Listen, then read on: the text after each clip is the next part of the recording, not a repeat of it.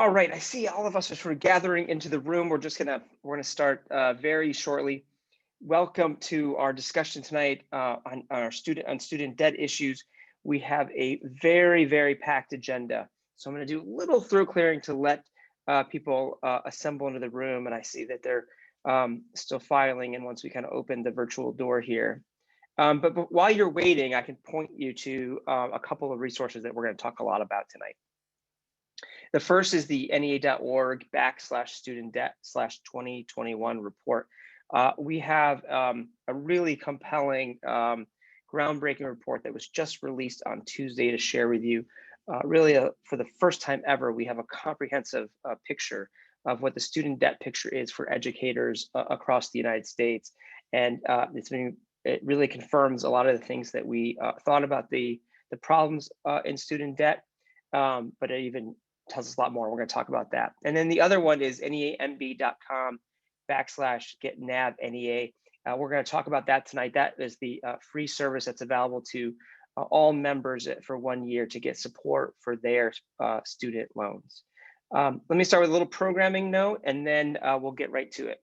So first, for the hard of hearing or deaf, closed captioning is available. Go ahead and click on the CC icon and you'll have that there. A note on how we're going to talk to each other and communicate. Please use the chat function if you want to alert us to any issues like the closed captioning or technical issues, or I can't hear you, or slow down, or anything like that. If you got a technical problem, please use the chat function. And if you're using the chat function and you see someone who came in the room a little bit later and they're using the chat function for anything but those kind of technical questions, go ahead and say, hey, you should use the Q&A function. And we're going to use the Q&A function tonight to answer any substantive questions you have. And we have, as we always do with these, we have student debt experts who will be responding through the Q&A function. The Q&A function allows us to have a record of it, and allows them to figure out which questions they've answered and which ones they have not. So technical problems, go to the chat. Any substantive questions about student debt, go to the Q&A function. And I have here the raise hand function we turn off, but I see hands popping up, so I don't think I did turn it off, but just treat it like it's turned off, because we don't have a mechanism to deal with them. So if you want to talk to us, chat for technical questions, Q&A for any substantive questions you may have. Okay, here is our very packed agenda tonight. First, we're going to talk about the current state of student debt and the suspension, and going to give you an update on that. Then we're going to talk about the report that I just mentioned that, again, provides really for the first time ever a detailed picture of what student debt looks like for educators across the country. We're going to share with you and encourage you to join and take action to urge the federal government to cancel student debt for educators. And then we're going to spend a very big chunk of time talking about the NEA Student Debt Navigator, which is a free service for the first year for every NEA member that is a great tool to help you navigate your student debts and make this otherwise broken system work better for you. And then we'll have time for Q&A and maybe a little time to even workshop the Navigator itself. Okay, here's who's going to talk to you tonight. I'm Eric Harrington. I'm a senior counsel in NEA's Office of General Counsel, and among other things, I work on student debt issues for NEA. Erica Taylor is a senior research analyst, and she was really one of the people who spearheaded the work on this report that we're going to be talking to you about tonight. I'm going to flip the order here. Teresa Munch is an affiliate relations specialist with Nea Member Benefits, and she's going to introduce the NEA Student Debt Navigator to you. And Lindsay Clark, our good friend and director of partnerships at savvy.com, is going to talk to you about how to use the Navigator itself for your student debt. Okay, let's talk about our current policy landscape and where we are right now. As you probably know, if you have federally held student loans, those federally held student loan payments have been suspended since last year. And right now, they are suspended until September 2021. You probably have figured this out by now, but that suspension does not apply to what we call FEL loans, these kind of bank-held loans that are held by a bank, even if they're insured by the federal government. Only the loans that the federal government owns have been suspended. We can spend a whole night talking about the technicalities of that and why that shouldn't be the case, but unfortunately that is the case. And private student loan payments have not been suspended. Now, we have been very involved in urging the government, federal government, to continue the student loan payment pause past, at very least past this year. We've had lots of rumors and talks, and in fact, we scheduled this hoping and that we would have some kind of news to share on that front. The best we can do tonight is that the payment pause may continue, but no announcement has been made yet. It could literally happen any day now. But given that it hasn't happened, we urge you to prepare for the pause to end this September.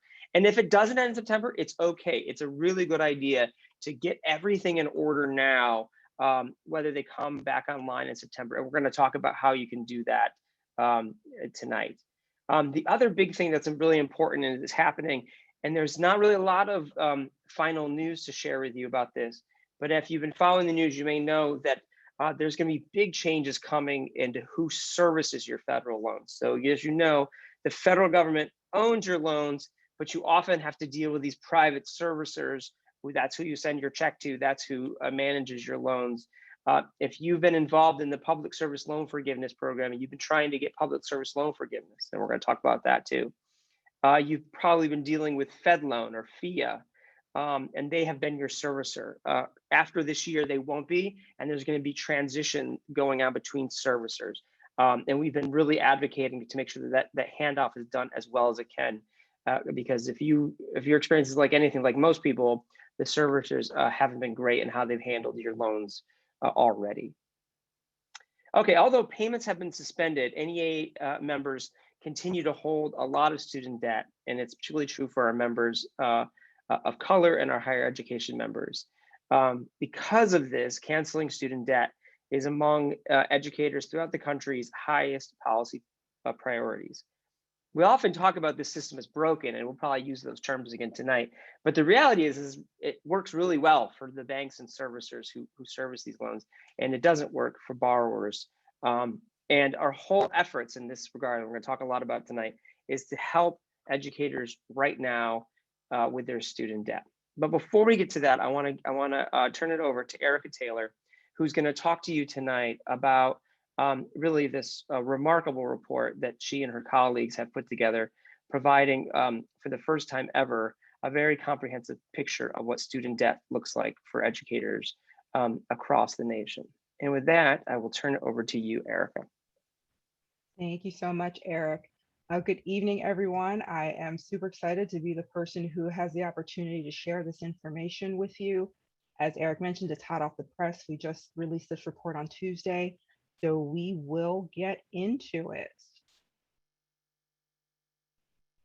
So we're going to start just with a little bit of context. As some of you know, and some of you might know this firsthand, between the years 2007 and 2021, student loan debt in the United States has basically tripled from over $500 billion in 2007 to nearly $1.6 trillion in 2021. So this rapid increase in debt is characterized by experts who have reached crisis levels. So in our report, we talk about some of the systemic reasons as to why this has happened, including federal disinvestment in higher education, pay inequities, and systemic racism that make this issue much more complex than just a group of misguided people making poor financial decisions, as some people characterize this problem.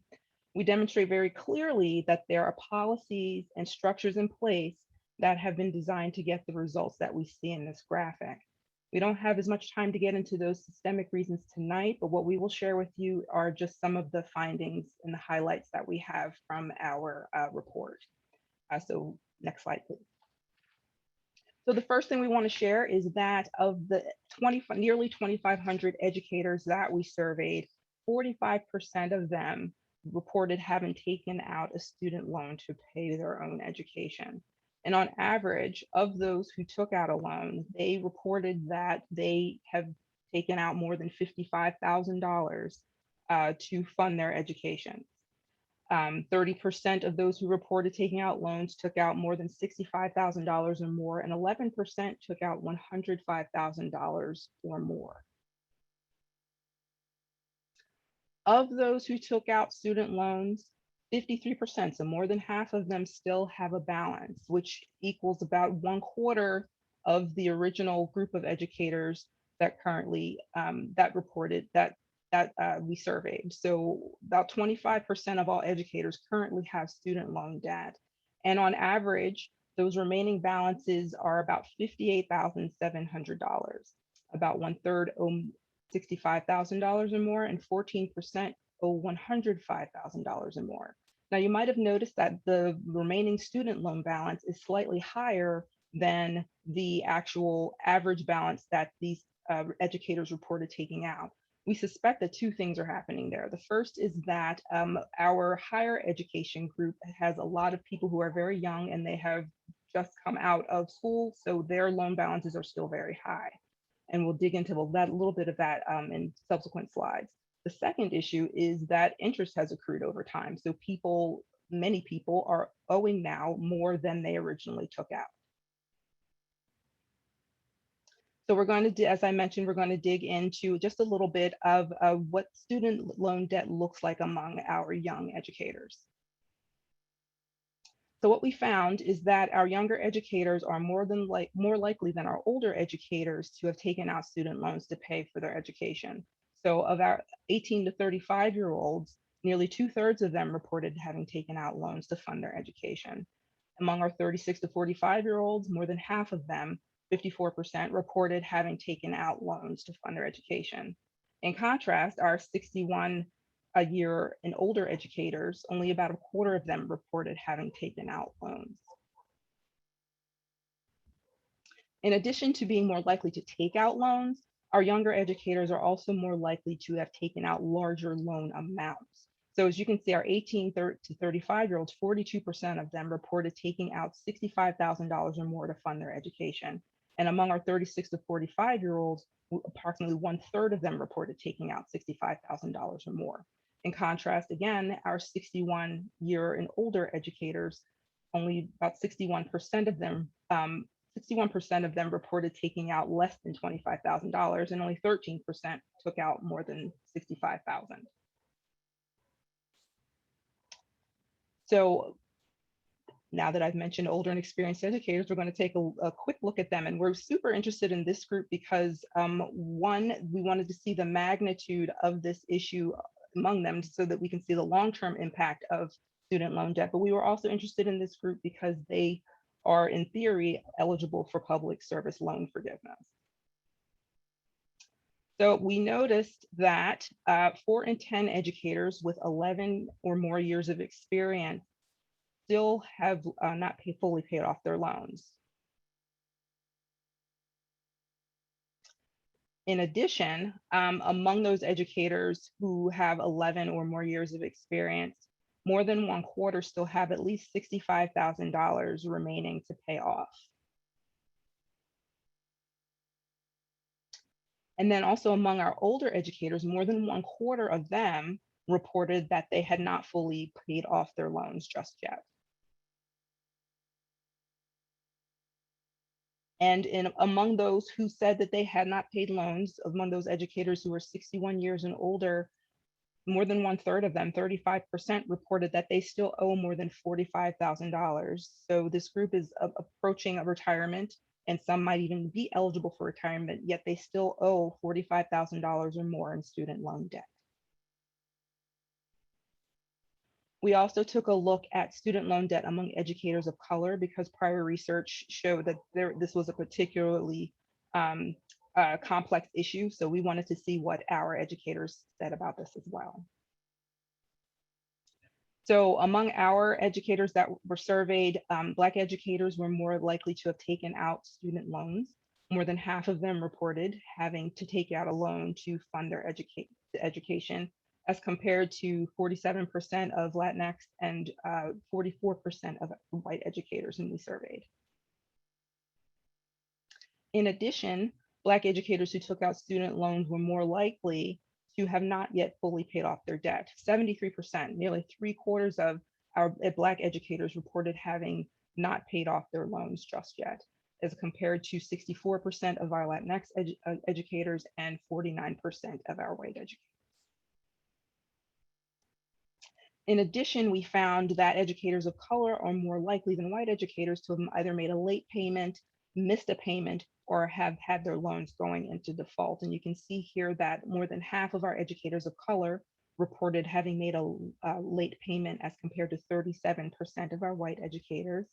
Nearly half, 46%, had missed a payment as compared to 31%. And then another quarter reported that their loans had gone into default as compared to 15% of white educators.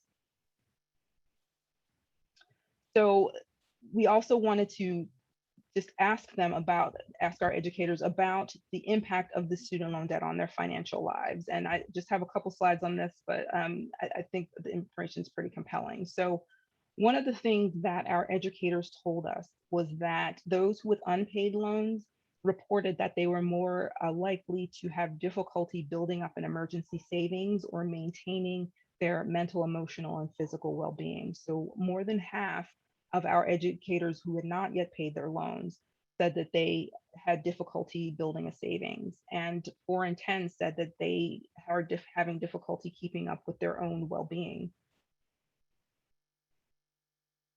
In addition to that, we asked our educators about their financial experience before the pandemic, so 1 year before the pandemic, and then what their financial experience has been like during the pandemic, just to get a feel for the extent to which the pandemic has had an impact on their financial health.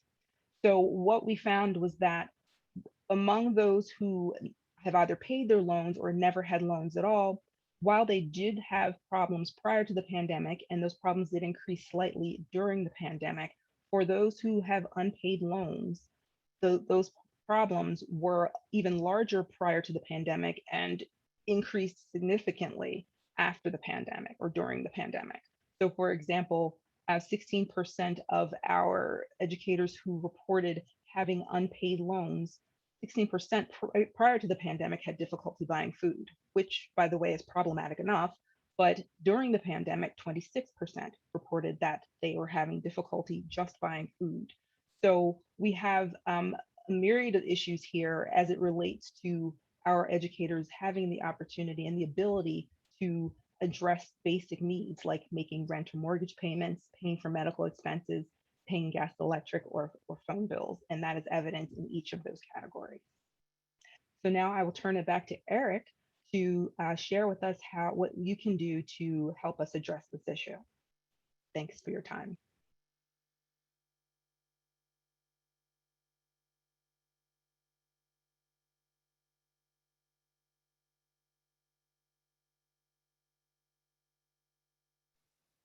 I was just rattling on. I was on mute. I don't think I can do a Zoom meeting after a year and a half without forgetting to unmute myself.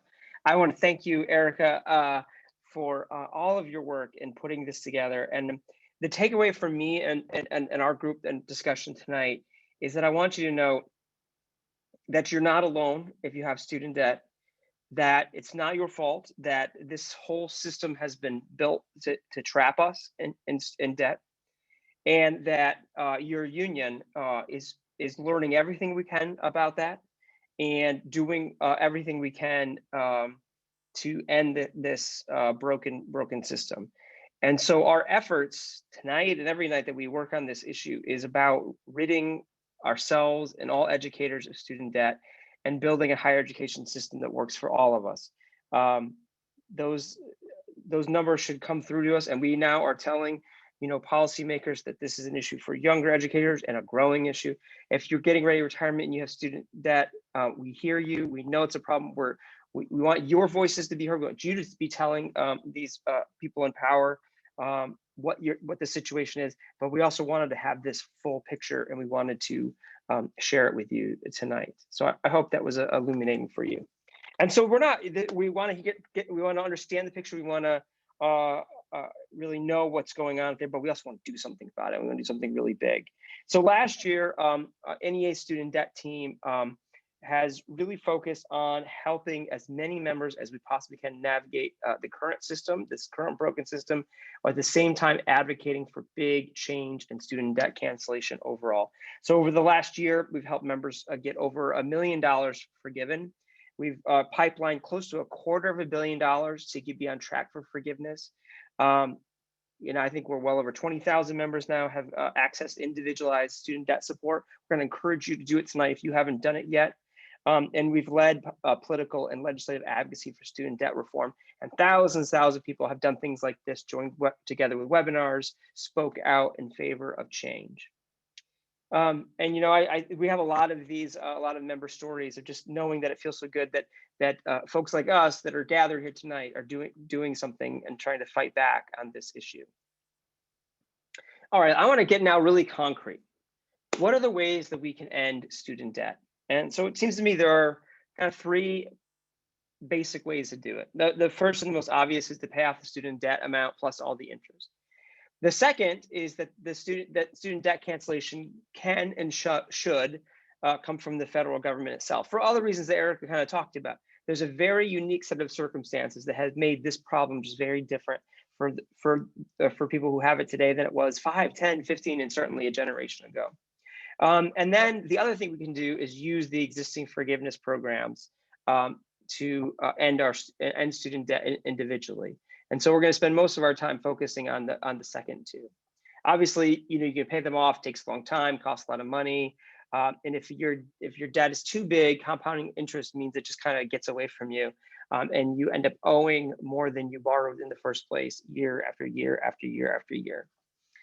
The second way that we really have spent a lot of time focusing on is urging the federal government to just end whole swaths of student debt for educators. And we have two current asks, and as you can see from Erica's report, they're designed to track exactly what we think the problem is. And so first, we are calling on the administration, and we're going to ask you to help with this. Cancel $50,000 of federal student debt for everyone. And then the administration should also cancel student debt for every public service worker who has worked in public service and paid their federal student loans for 10 years. In 2007, Congress passed the Public Service Loan Forgiveness Program. And what they promised us was that we work in education for 10 years. After the 10th year, and we pay our loans, and after the 10th year, the federal government would forgive our debt. But because of technicalities in the program, because of malfeasance by federal loan servicers, by provisos and consolidation and wrong consolidation and this, that, and the other thing, to date, only 98 of those who applied for forgiveness, 98% have been denied. I'm going to be happy to tell you those who are using services like NEA and Savvy have much higher rates of success, but the system is broke and we need to fix it. And we're urging the administration to do this before they turn the student loan payments back on. And so I want to ask you right now, and if Christina could put this in the chat, to go to nea.org/cancel student debt. It is very, very important that they hear directly from you. We've got a form there. You can send your letter to the Secretary of Education, Miguel Cardona. He can hear directly from you. We track this, he tracks this. The more that he hears from us, and now he's already heard from thousands and thousands of educators. It needs to be tens of thousands. It needs to be hundreds of thousands and hundreds of thousands. When we get there, then he'll start listening to us. Once you do that, soon the federal government is going. So, and Christine is going to put it in the chat as well. nea.org/cancel student debt. So go there, tell your story to the Secretary of Education. You can do it right now if you want, and you should certainly do it before the end of the night. Okay, yeah, well, there you go. It's right here on my next slide. I should have just waited for my next slide. Okay, then the other thing that you can do, and we're going to spend most of the remaining time tonight, is talking about what you can do yourself to use existing programs. And as I said, I think these are broken. I think they're very technical, but we're here to help you. And we've done this a lot. We've helped a lot of people navigate these things. I think they're too complicated. Shouldn't take a lawyer. Shouldn't take this, but it does. And so, but we're going to do it. We're just going to help you as much as we possibly can to get through this current system. Okay, so there are three programs. The first one is the Public Service Loan Forgiveness. This one is going to apply to almost every educator. In fact, just hear me say every educator. You should be eligible for this, but there's various let's call them technicalities that you have to have. you have to be in the right kind of loan. Currently, your loan must be with the direct loan, and with Fed loan. That'll change, but you have to have a direct loan to qualify for forgiveness.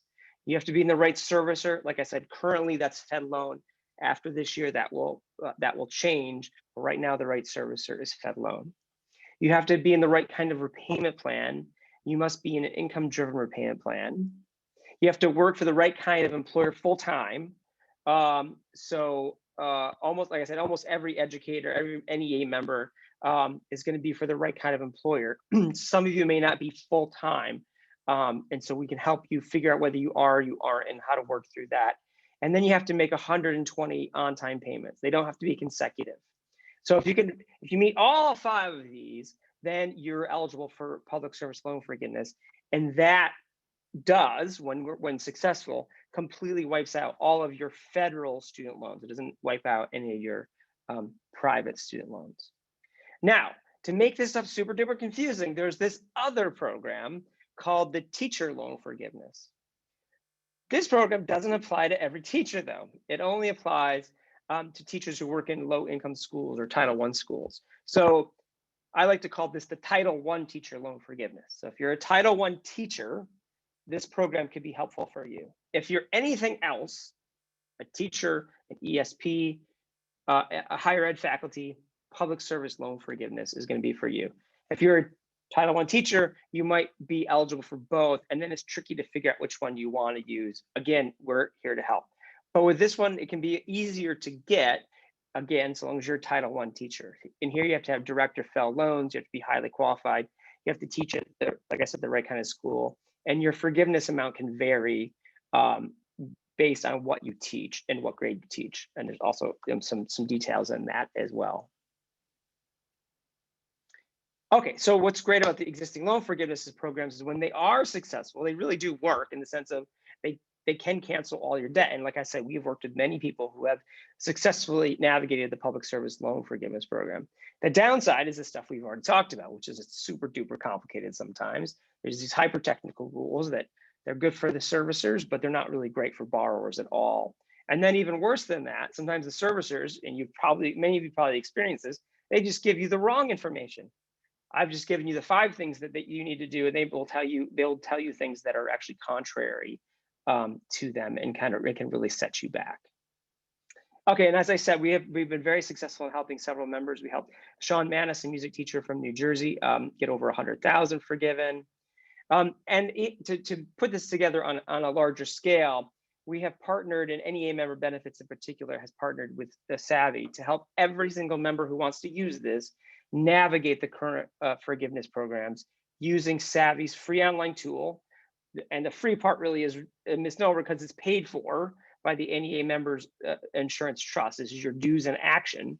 But to use it, it doesn't cost you anything extra for the first year. And it helps you manage your loans, determine eligibility, and even will fill all the paperwork. And Teresa and Lindsay are going to talk about this in some detail. It's really a cool setup. Okay, this is just another testimonial. We have many of these. I won't kind of bombard you with this, but Erica, really cool person, and has a great story about successfully getting 5,000 of hers forgiven through the teacher loan forgiveness program. Lucas Logan from Montana got $14,000 canceled. And so with that, let me introduce to you Teresa Munch, who's a member benefits specialist from NEA Member Benefits, who's going to talk to you about NEA Member Benefits and the Student Debt Navigator. Great. Teresa? Thank you, Eric. And thanks, Erica, for setting this up so well. You know, you threw out a lot of numbers and data and information that, like you said, we've all sort of suspected, but now we have it for real. NEA Member Benefits is something that you all get because you're a member of the National Education Association. So you get access to over 75 different programs and services.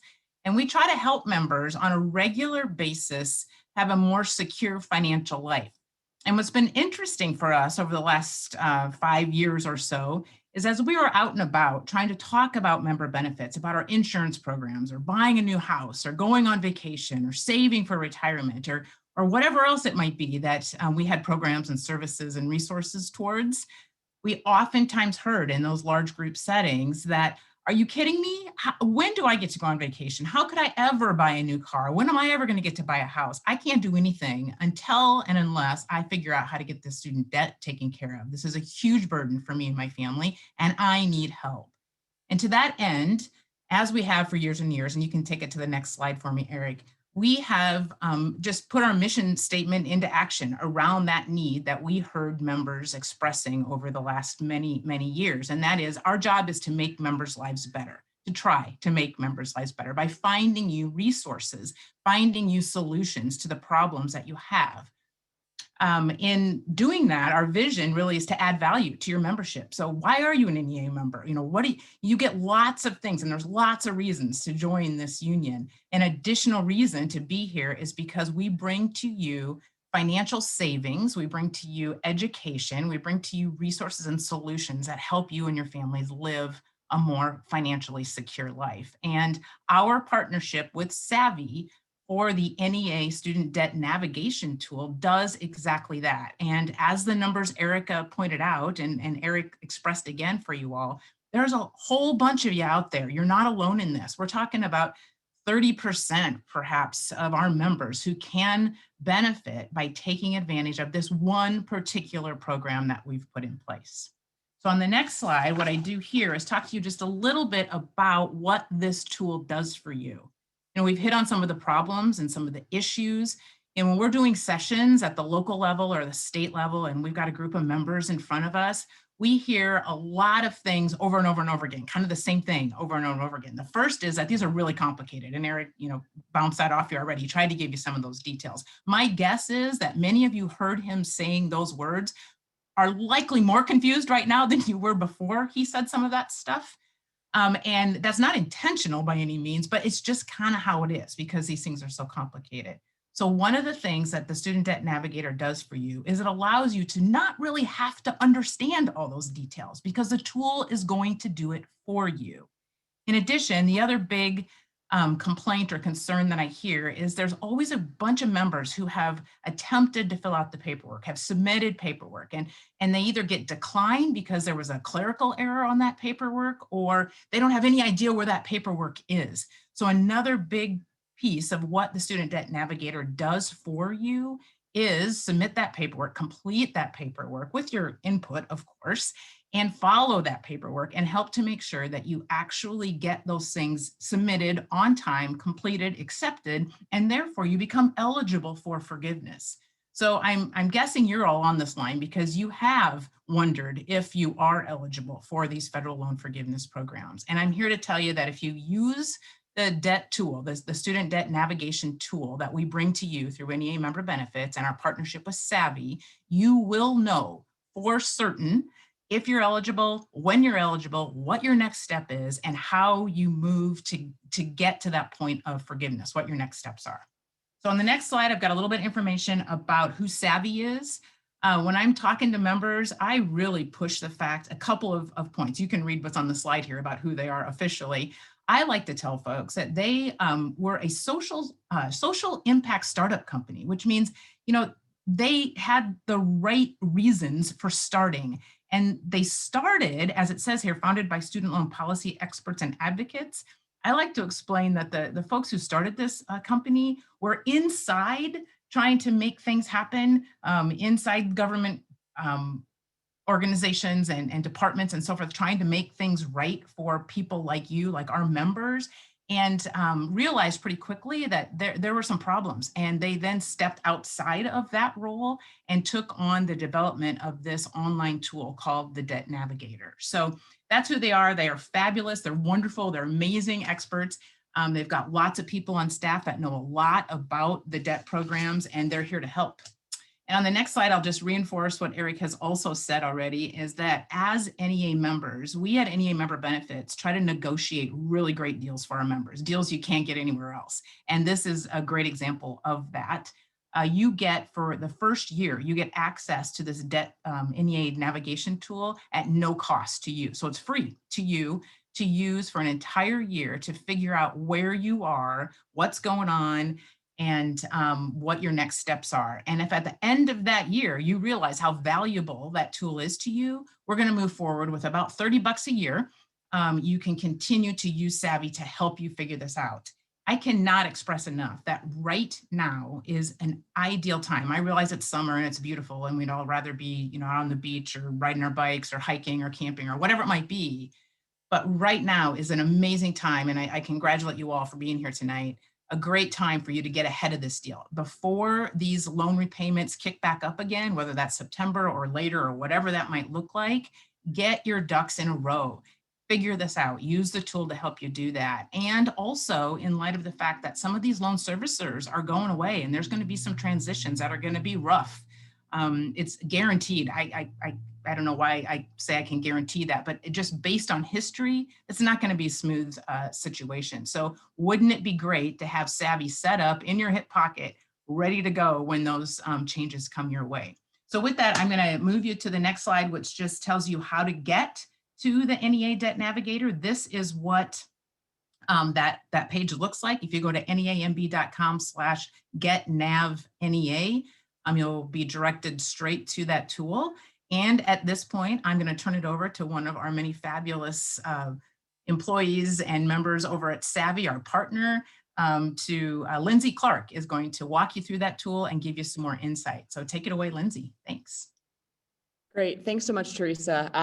That was just inspiring. I must say I have had the pleasure of working with Teresa and Guy and many of the Nea Member Benefits affiliate representatives across the country in sort of small town workshops, and no matter the size, 2 people, 500 people, they are there till the last person and the last question is answered and are truly dedicated to helping you all and serving you all. So thank you so much, Teresa and Guy, for the work that you do, and excited to be here with you all tonight to talk more about the Savvy platform, this NEA Student Debt Navigator that we've developed. So if we go into this next slide, and hopefully all of you have had a chance to either check it out, and if not, I know we've put links in the chat to be able to get that process started. So I'm going to sort of go over what the basic gist of this process looks like. You can feel free to follow along as I go, or maybe just watch me go through it and just sort of get an idea of what's involved, and then set up your account and go through later on, whatever your preference is. And as we always say, ask any questions as they come up and you go through the tool. We're going to be here to help. So we start out by asking borrowers 2 pretty basic questions, and that is your expected income for the current year and your current student loan payment amount. So let's say your income was around $40,000 and your monthly student loan payment was around $377 a month. Now, many of you, or hopefully most of you, are currently benefiting from the payment pause, so you're not paying anything. So instead of putting $0 though, you should put what your payment was before the payment pause went into effect. So that's going to give us a better idea of what you were likely paying every month. And when you click Get My Estimate, you're going to see essentially what that initial savings could be. And that's looking at these income-driven repayment plans, all right? We're just looking at your income and that payment and running a quick initial estimate, but we're gonna go into the tool and dig deeper into your eligibility around forgiveness and other programs. So you can click Let's Get Started, and you'll enter into the Savvy tool itself. And it almost has the look and feel of like a TurboTax for your student loans, or at least that's the best analogy I can use to describe it. We're going to be asking you, the borrower, questions around your tax filing status, your income, your employment. All of this is to help us identify the optimal repayment and forgiveness plan for you. This number that you see in the top left-hand corner of your screen, that $177 a month estimated payment, that's going to update in real time based on the information that you are entering into the tool. So for example, if you have a dependent and that dependent is a child, that's going to lower that monthly payment by about $50 a month. So again, it's all going to be reflected there and completely personalized to you and your situation. On this next slide, we'll see the income screen. And one of the data points that we're going to need to verify for each borrower is your adjusted gross income, or AGI. This is essentially what the Department of Education uses to help determine your monthly payment on an income-driven repayment plan. So this is just an example of the income section and where you can verify that. Moving on to the employment section, now this one is really important. So we have a database of all of the public service loan forgiveness, as well as teacher loan forgiveness eligible employers in the country. So any school district that is eligible, any public service employer that would potentially be eligible, all of those are in our tool. So what that looks like for you is when you start typing in the name of your employer, if it is eligible, it's going to automatically pop up in that drop-down menu, and you're going to be able to select it, and it will then indicate that you are potentially eligible for forgiveness. And based on the type of employer and a few other questions that we're going to ask, we're going to determine the level of that eligibility. It could be that you are eligible for public service loan forgiveness and teacher loan forgiveness, or maybe just one or the other. So we're going to be able to determine that for you, and it's all going to be customized and ask you the questions that are needed based on the answers that you're giving. A smart skip logic, if you will. So we not only certify your current employment with whatever school or employer you might be working with right now, we also certify any previous employment that you might have had. And Eric, sorry, if you can go back to the screen before this. Apologies. Thank you. So as I was saying, not only certifying current employment, but previous employment. These programs are retroactive. And so this is really important because I find this is where so many borrowers have such a tough time actually getting this paperwork together and submitting it successfully, is when they've got to track down signatures from previous HR and schools, maybe across state lines. That's when it really starts to feel like a full-time job trying to apply for this program. And you all have full-time jobs. So that's Savvy's full-time job. We actually, and I'm going to talk about this more later on, digitize that whole process and manage it all for you. You don't even need to leave your house. We take care of it all. And that ensures that you're able to get credit for the work that you did and the service that you did, hopefully towards forgiveness. One other thing I wanted to note as you're going through the tool, there are little green question marks with a little circle, as you'll see to the right of some of the questions. Those are what are called tooltips. If you click on those, they will expand to provide more information and context about the question being asked. So in the instance, what is who is your employer, let's say, if you were to click that little tooltip, it's going to basically explain why we ask who your employer is, right? We're asking so that we can help identify your eligibility around forgiveness. So Eric, if we go on to the next slide, you'll see an example of a tooltip. So that's just helpful as you're going through to keep in mind if you have any questions along the way. Great. At this point, you are prompted to sort of create your free Savvy account. And as a reminder, as Teresa mentioned, you are able to receive your first year of Savvy completely free under our essential plan. And I'm going to go into more detail on what's included there and all the great benefits that you get at absolutely no cost to you. So after you click sign up, we have a quick two-factor authentication just for that extra layer of security. So you'll be prompted to enter in your mobile phone number, where you'll receive a code, enter in that code to validate your account, and you'll be on your way. Now, this is a new screen that we just added in, and it is completely optional, but it's actually perhaps one of the most beneficial to many borrowers, is we ask you to verify your education and degree type. And why do we do this? Well, we're actually trying to see if you could potentially be eligible for any state-specific or occupation-specific forgiveness programs. So it's up to you if you'd like to take the time to complete that, but it allows us to be able to identify any extra opportunities for forgiveness for you as a borrower. Once you've completed that, you'll reach the loan sync portion of the tool. And this is one of the neatest aspects about the technology itself. So as you all know, most of you probably have around 5 to 6 different loans out there, right? Different disbursement dates, interest rates, balances. To try to keep all of that in the top of your head is very difficult. I have a little over $200,000 in student loan debt myself. So I try not to think about it as much as possible. And that's why we provide borrowers with a loan sync. And what this essentially does is it gives us a snapshot and read-only look at what's going on with your student loans. So what it allows you to do is identify your loan servicer, let's say Navient in this case, enter in your Navient username and password credentials, and it's going to sync over that data in real time. Now, again, this is just a snapshot read-only look. So it's not giving us access to your accounts, but just a glimpse of what's going on. And this is important because it allows us to do things like verify your loan type. Borrowers who have older loans, these older FFEL loans, we're often basically told that they are not eligible for this program after having worked 10, 15 years in the public service capacity. And that's because of their loan type. So We are able to identify that and confirm that for borrowers here and help them to take corrective action if necessary. So it's a really important tool for us to be able to flag if there's anything amiss with your loan situation and make sure you are on the right track. We use a technology called Plaid.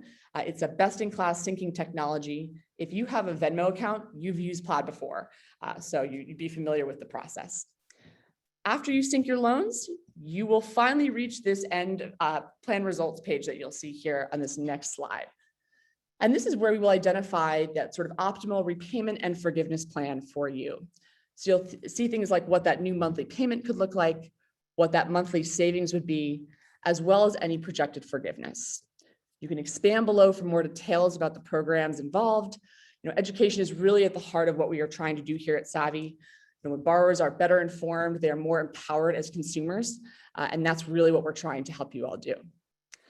If at this point it sounds good and you want to proceed, you can click continue, and then we would basically step in and take over all of the administrative and clerical work surrounding any of the applications and paperwork involved in these programs.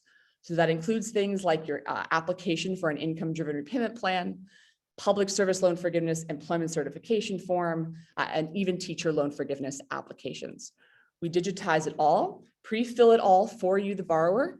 It's as simple as you getting an email, opening it up, and e-signing the DocuSign that we integrate. It comes right back to us for review, and we submit it to your servicer on your behalf within minutes. So what this does is it eliminates so much of the human error involved, but it makes sure that it gets to your servicer quickly, accurately, efficiently. We have a 99% acceptance rate on these applications. But we don't just stop there. So we don't just submit it and say, see you later, good luck. We actually monitor that application to ensure it achieves its desired outcome. And I find this is probably the biggest differentiator between Savvy and doing it on your own. I find three things happen when borrowers try to submit these applications by themselves. One, they submit it and they're outright rejected, and they're not sure why, and they think they have no recourse. Two, they submit it and they hear back from their servicer, and the servicer either estimates a much higher monthly payment than they thought, or the servicer says you have 30 PSLF credits and they thought that they were going to have 80. And again, they're not sure what recourse they might have and think the servicer is correct. Or three, they don't hear back at all. I'm not talking weeks, I'm talking months of nothing from their servicer and are not sure what to do about it. All of this I kind of describe as application abyss, where for one reason or another, borrowers are not able to effectively get into these programs. And that's where Savvy comes in. We know exactly how long it takes for these servicers to process these applications. And as soon as it crosses that threshold, we're on the phone with you and your servicer to figure out what's going on. And if necessary, to escalate that case through federal channels like the Ombudsman or the CFPB. And we've actually done so successfully and gotten several NEA members the forgiveness that they deserve. So we are sort of your advocate and are going to be with you until that outcome is achieved one way or another. And so we take that very personally. And that's one of the reasons why we have a full support team of experts who are going to be working with you in a one-on-one capacity to help you achieve that. You can schedule a call with them if you'd like, 15 minutes, half hour, hour, whatever you need.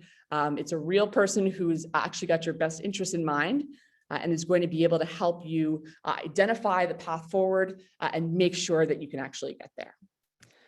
So that is essentially the essential plan, but all that is offered for free for your first year through Savvy. Now, this is a look at your Savvy dashboard, and this is kind of like mission control for everything Savvy that you're going to do. It's going to provide an overview of the entire application process and basically help make things very transparent as far as where you are and where you're going, what's been submitted on your behalf, what you still need to submit, what Savvy needs from you, et cetera. All of that is documented here. And I know as a borrower myself, one of my biggest frustrations with servicers has been the lack of transparency and visibility into what's going on, right? I have no idea why it's taking so long. And so this is all where we try to really help you to understand where you are in the process and set your expectations accordingly. It's also where you can do things like upgrade and downgrade your Savvy plan, invite friends or family to the platform as well.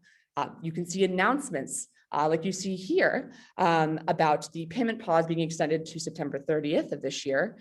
And you can actually click to register for our workshops in real time that we hold on a monthly basis for all users. And last but not least, it's where you can access our support team. So on this next slide, you'll see an example of the chat box, or the message box, I should say, but you can chat in real time during the workday with our experts. You can send them a message through the tool. We have an interactive help center, telephone line, email, whatever capacity you would prefer, you can engage with our support team, and we will be there to help you with your student loans. So I will pause there and turn it back over. Oh, maybe not pause there. I'm gonna, Eric, on this next slide, I think are some great testimonials. Yep. So these are just a few of some of the amazing stories of borrowers that we've been able to help get forgiveness. James here was able to get full teacher loan forgiveness a couple of months ago, and actually was a participant with Secretary Cardona in a great roundtable, and actually contribute to helping change the policy. So that's Gladys as well, and Kaylin, just a few of the many, many borrowers that we have helped thus far.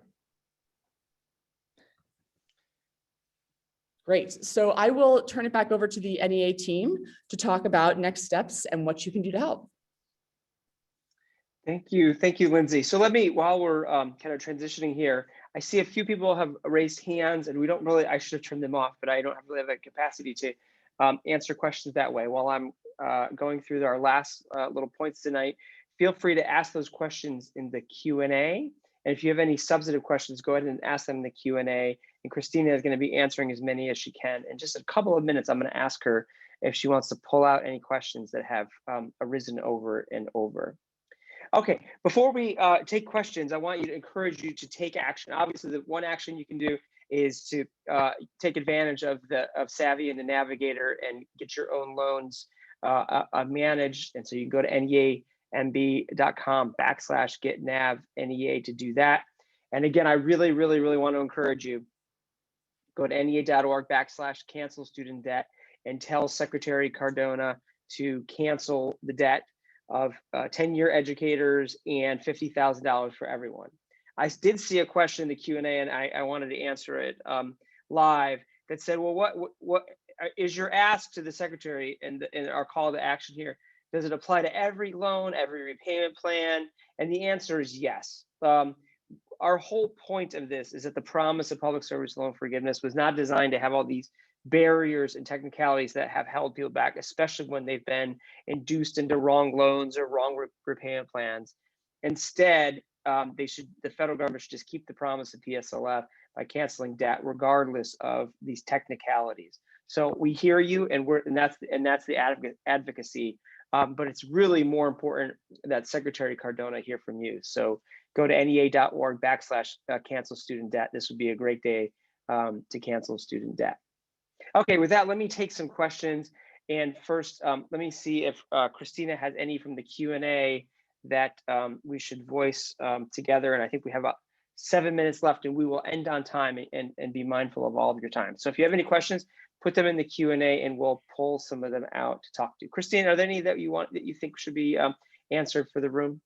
Yeah, so one common one is people asking if they can get both teacher loan forgiveness and public service loan forgiveness. Actually, Christina, why don't you take that, since I know you know the answer to that. So the answer is that you can get both of them, but you can't get them at the same time. So if you were to do teacher loan forgiveness, then it's possible that any qualifying payments you've made towards public service loan forgiveness during that time would be reset, and so you would lose those years. And so this is another point for why we really recommend that you guys talk to the folks at Savvy to figure out what's best for your circumstances, which of those two programs is best for you to pursue.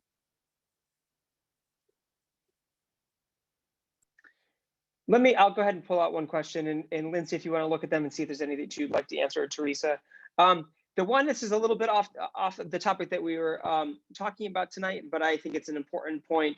And I see this from Sarah, the American Recovery Plan includes an additional student loan benefit, and it allows employers to pay their employees' student loans without incurring any tax-free for the employee, and I think it's up to $5,000. And so they could pay up to $5,000 in student debt relief per employee without any tax implications for the employee. And yes, that is something that we have pushed out to affiliates, local unions. If you're bargaining your contracts and you're a member of the bargaining team or your local leadership, that is definitely a bargaining benefit that you should consider bargaining for.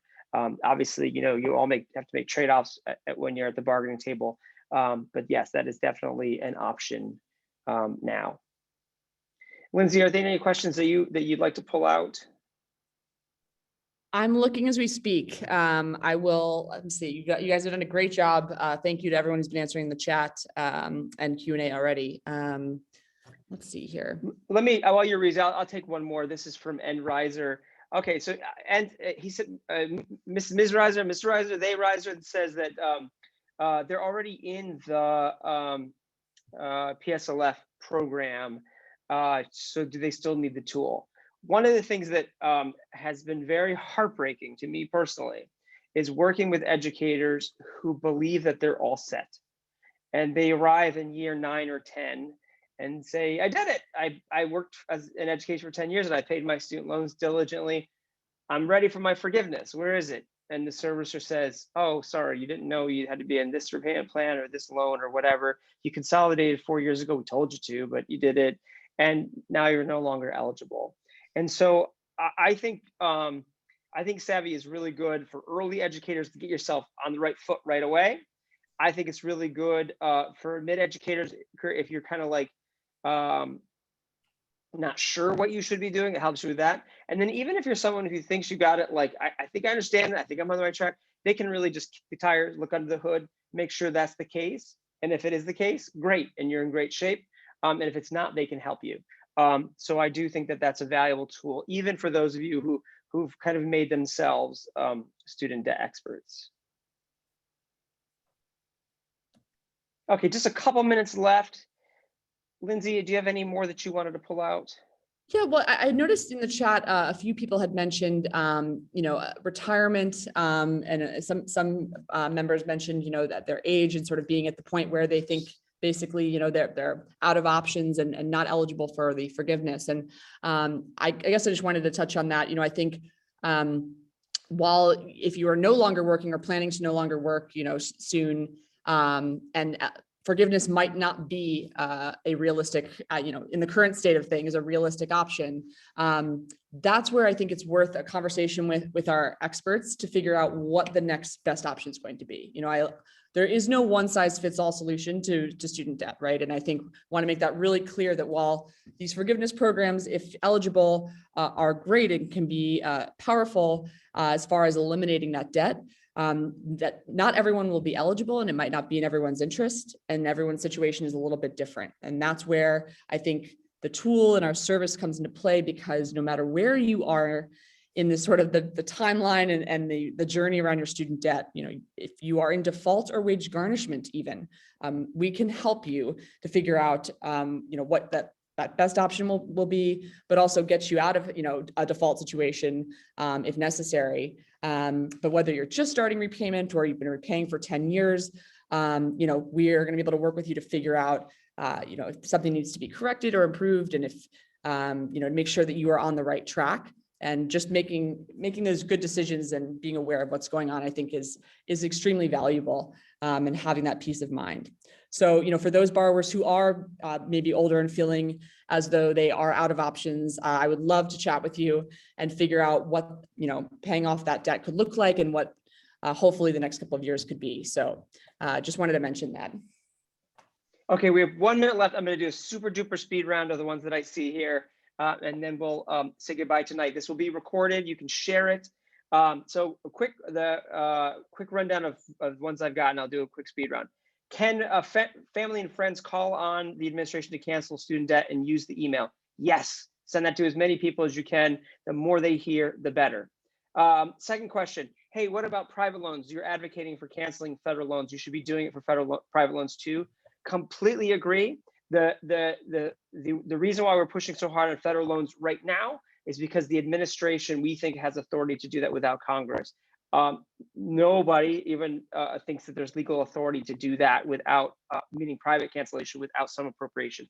We want to get there, and the idea is to like sequence these and do the easier, and it's not easy, reforms first and then keep going. But I assure you, we will be greedy if we get any of these reforms that will just keep going, and you're completely right.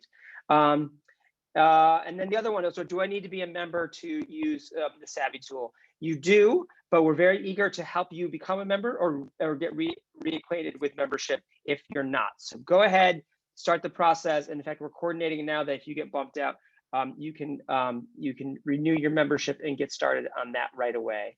And with that, I think we're at time. Thank you so much for joining us tonight. Please take these actions. Take the actions for you and your community and your coworkers, and take action for yourself as well. Okay, thank you all. Bye-bye now.